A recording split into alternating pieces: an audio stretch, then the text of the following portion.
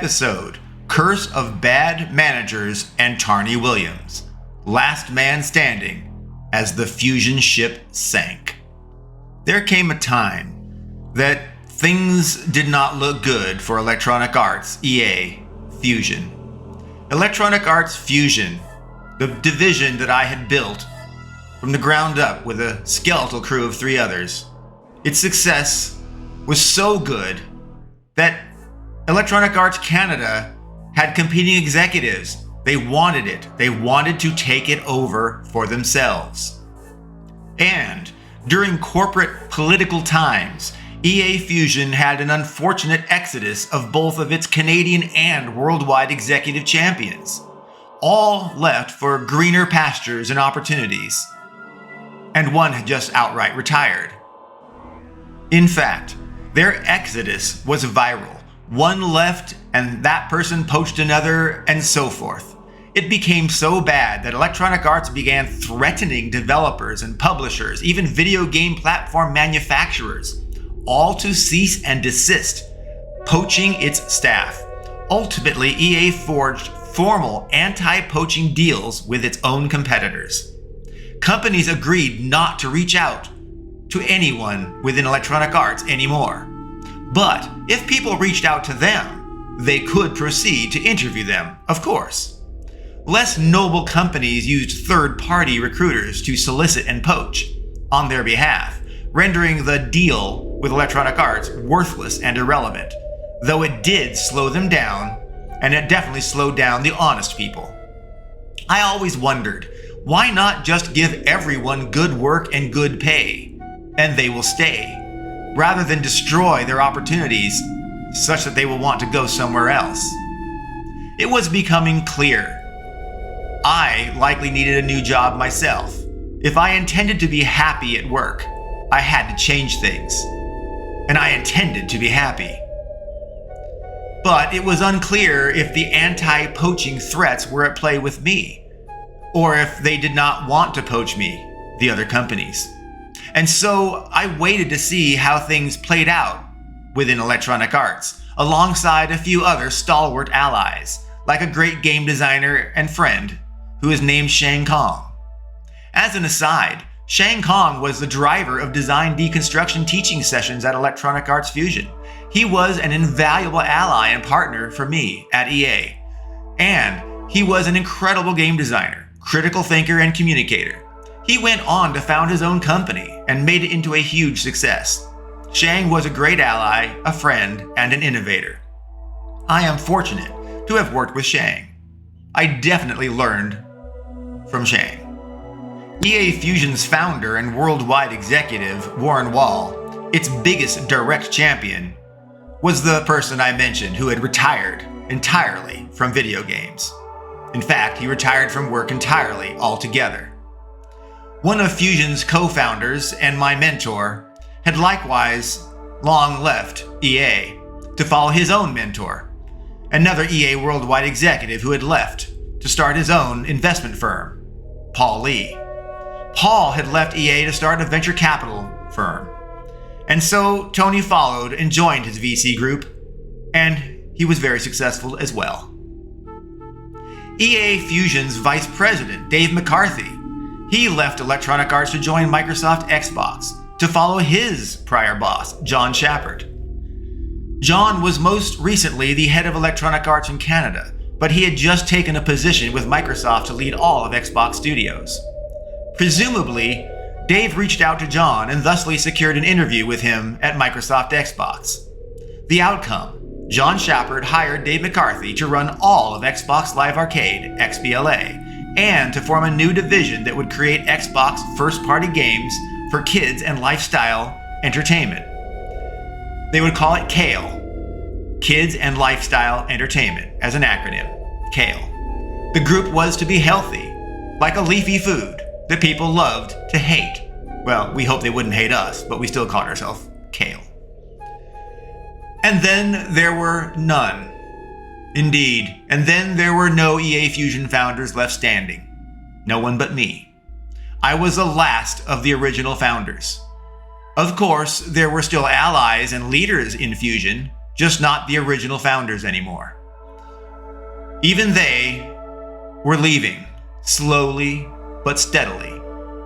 It was just a matter of time until EA Fusion would be no more. It may still hold the name Fusion, but without its founders, its leaders, its key staff, it was dying. Fusion would soon be dead. Again, it was just a matter of time. And enter Tarnie Williams. The EA Canada CEO, Pauline Moeller, having replaced John Schappert, always wanted to own and control Fusion, if not outright destroy it. And her minion and underling, Moira Dang, followed Pauline's direction reliably. They hired a crony of their past and anointed him the head of Fusion. Of course, no one from Fusion recommended he be hired, but that did not matter. The interviews that we were given to interview him was a mere pretense to justify hiring their friend so that he could destroy Fusion from within and they could take it over. Tragically, I had suffered a heart attack a few months prior to Tarnie Williams being appointed the head of Fusion, and thusly, my reporting to him. We were in a meeting where Tarnie went to the whiteboard and drew a big circle wherein he wrote a gigantic, huge question mark. He asked, "What should our next product be? Let's brainstorm." Well, I asked back, "Are there any parameters or guidelines or anything that we should consider?" Tarnie snapped back, "No, this is a brainstorming session. Everything's on the table." Well, all of us in the room looked at each other. We knew there was a direction, something that executives wanted, and it would help shape our direction. And it would guide our budget and timelines and team sizes and experts. All those things would change based on what we came up with. And so it was important to know what executives already had in mind. Well, I challenged. There must be something to go off of. We have a million ideas. We could go over our backlog of concept and feature and tech ideation. We could review our postmortems, but this is random. We are just to show up without an agenda and brainstorm out of nothing, with no clues of what the business might want to go according to senior executives. I was admittedly very likely offensive to Tarnie in my choice of words and tone. But he was offensive to us, to me, and he was wasting everyone's time.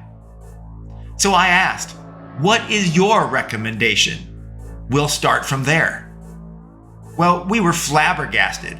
Tarnie's answer was well, we should hire an outside group then to determine what opportunities exist, and they could recommend which ones we might want to pursue. Yeah, Tarnie's answer was basically to outsource his job. In my opinion, asking people to tell you or your group what to do is a bad idea. It is outright madness to empower an idiot to ask other idiots to tell proven veterans what to do. When your business strategy and direction is outsourced, it's time to go. I knew right then it was time. I had to leave EA Canada. I had to leave EA Fusion. I had to let Fusion go and let it fail under Tarnie's idiotic lack of leadership. We all sat around that conference table while Tarnie Williams droned on and on about nothing as if it was something. But idiots cannot see how little they know or how stupid they appear to others. Becoming immensely bored and admittedly rudely impatient, we one and all began reading emails on our company-provided BlackBerry phones. But Tarnie lost it. He raged. "You do not respect me! None of you do!" Tarnie was right. None of us respected him. He was seen by all of us as an ignorant, nepotistic buffoon with a power trip. He declared the meeting was over, and so we all happily left that conference room. Tarnie was not content on banishing us from the conference room, however. He chased after me and demanded that I listen to him, and he seemed to believe that badgering me was an effective way of obtaining compliance. I had only been weeks, maybe a month, after my heart attack. The doctors had approved my not returning to work, but I was a workaholic and I wanted Fusion to succeed. However, Tarnie's bad leadership and badgering and harassing me, it was too much. In that hallway, my heart went into a seizure. It required the company to send their medication and medical team to help. My heart incident with Tarnie Williams was my sign from above. I definitely had to leave Electronic Arts.